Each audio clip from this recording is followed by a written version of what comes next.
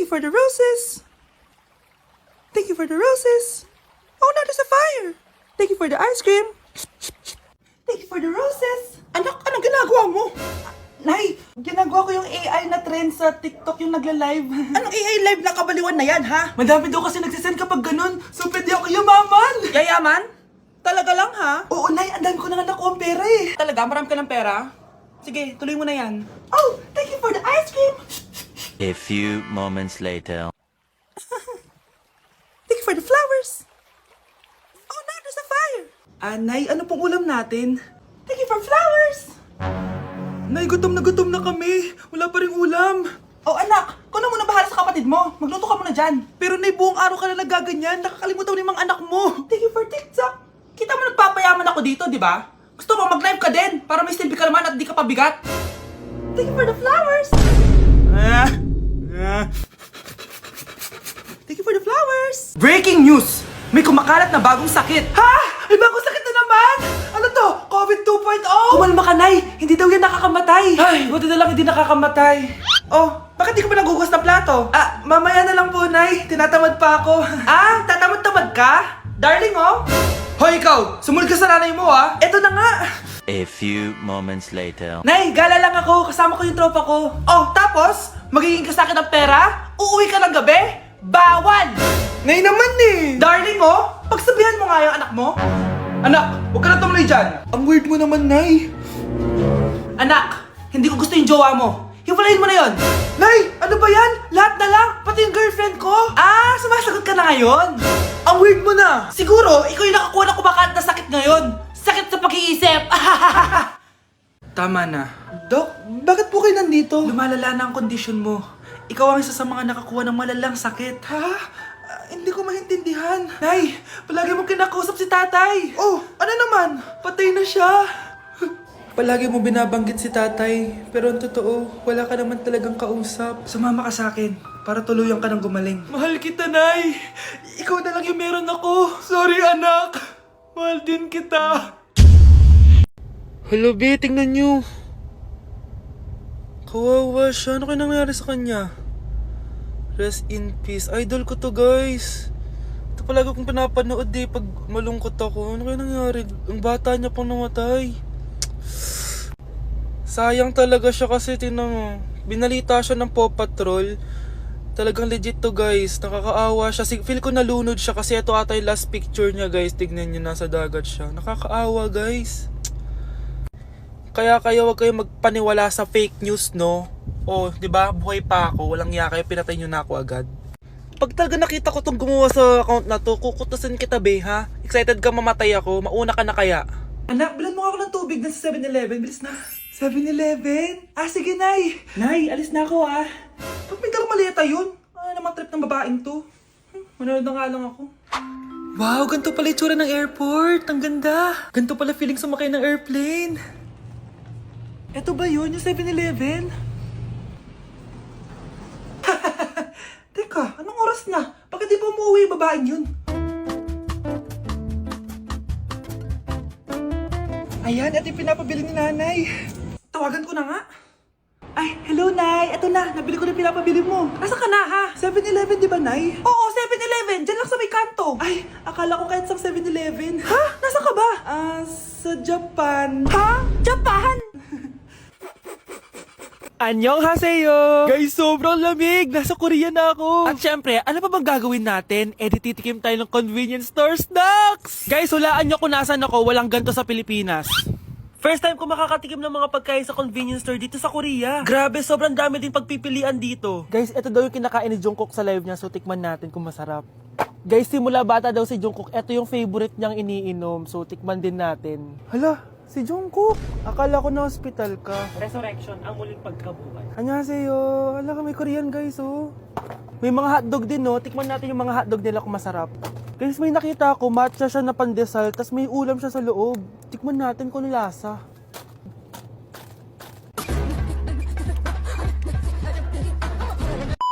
Charan! Tikman na natin sila, guys. Unahin na natin to favorite snack ni Jungkook. Kancho daw yung pangalan nito, guys. Tikman na natin. Sarap! Honey Bunch! And syempre, di natin pwedeng tikman nang wala si Jungkook. Jungkook imnida. Gets ko na kung bakit favorite ni Jungkook. Ang sarap na, guys! May kinuha si Honey Bunch kanina pero parang ang sarap, oh. So, tikman din natin. Ito yung tsura niya. Parang sarap. Manghang. Masarap siya. 7.5 out of 10. May mas masarap pa sa iba. So, inom muna tayo. Tikman natin to favorite drink ni Jungkook. Lasang banana. Pero hindi siya masyadong matamis, which is I like. 8.5 out of 10 to sa akin. So, next naman natin tong hotdog.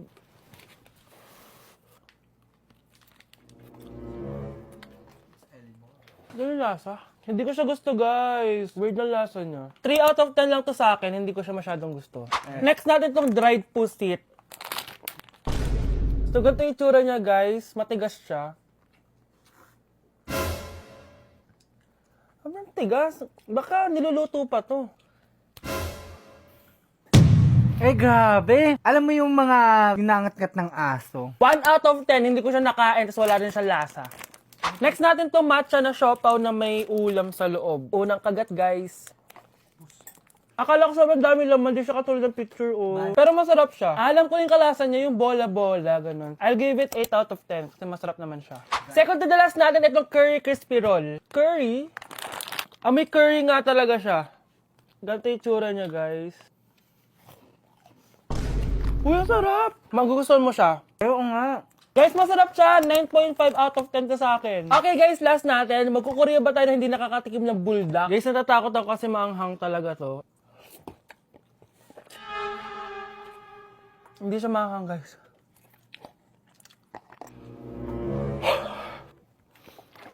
Bibigyan ko to ng 8 out of 10. Masarap naman siya kasi sobrang anghang niya. So yun lang naman guys. Kung gusto nyo ng part 2, mag-comment lang kayo dyan at gagawin natin yan. So, bye-bye! Mare? Uy, Mare! Long time no see. Kamusta ka na? Okay lang naman, Mare. Alam mo ba, Mare? Yung anak ni Brenda? Diyos ko, nabuntis. Ang bata-bata pa nun eh.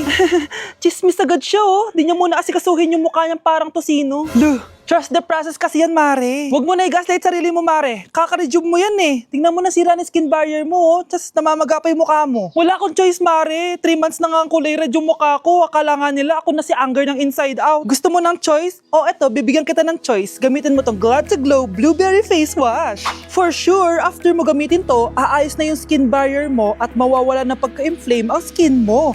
Gamitin mo to day and night para bongga. Salamat dito, Mare, ha? Akala mo nakakalimutan ko na? Nasaan yung utang mo? Huwag ka munang dumagdag sa problema ko ngayon, Mare, ha? Hala, nalipat na naman ako ng classroom. Bakit kinder yung nakalagay dito? Saan yun? Ba't puro mga bata yung nandito? Hi, mga bata! Ang lesson natin ngayon ay addition. Sino dito ang makakasagot ng 1 plus 1? Ang dali naman ng lesson dito. Ma'am, 1 plus 1 is equals to 2. Correct! Mga bata, 5 claps para kay Scarlett. Hindi niyo ba alam yun? Mga bata, science na tayo ha? Ilan ang planeta sa solar system natin? Ba't walang nagtataas ng kamay?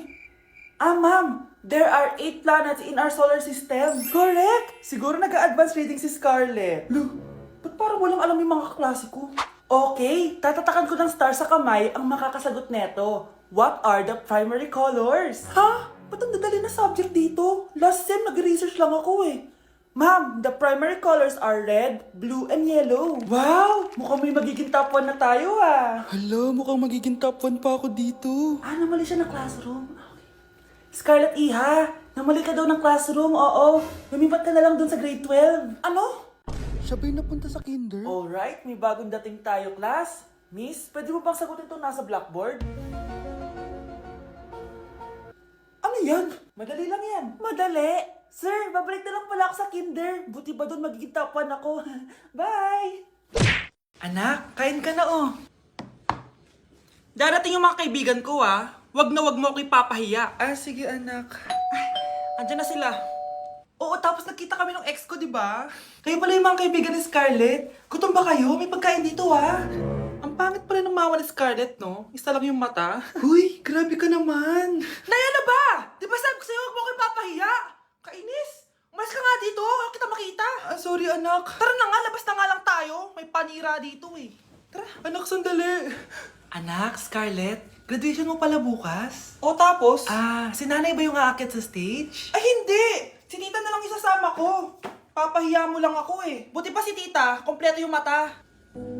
O sige, proud ako sa'yo anak ha. Kainis, bakit kasi isa lang yung mata mo? Balang araw anak, malalaman mo rin kung bakit. Diyan ka na nga, marami pa akong gagawin. Ano bang ginagawa natin sa hospital, tita? Sumama ka na lang, Scarlett. May kailangan ka malaman. Scarlett? Ikaw yung anak ni Susan, right? Oo, Doc. Ako nga si Scarlett. Ba't kilala mo ko? Oh, yes! I remember! Ikaw yung batang na-aksidente dati, yung nabulag yung kaliwang mata. Buti na lang dinonate ng nanay mo yung kaliwang mata niya para sa'yo. Kaya pala isa lang yung mata ni nanay. Alam mo, sobrang mahal ka ng nanay mo. Huwag mo siyang papabayaan, ha? Gusto ko lang maging malinaw sa inyo na dito sa klase ko, ako ang nasusunod. Naintindihan? Ma'am, eto po yung assignment ko.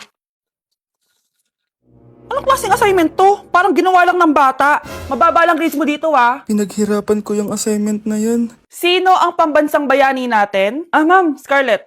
Ang pambansang bayani natin ay si... Oops! Napakabagal mo sumagot. Ang pambansang bayani natin. Straight to the point ang kailangan ko sagot. Ayusin yung sumagot, ha? Hindi na kayo elementary. Opo, ma'am. Pinayagan ba kita kumain sa loob ng klase ko? Ma'am. Akin na yan. Kung ayaw niyong binabastos kayo, wag niyo akong bastusin.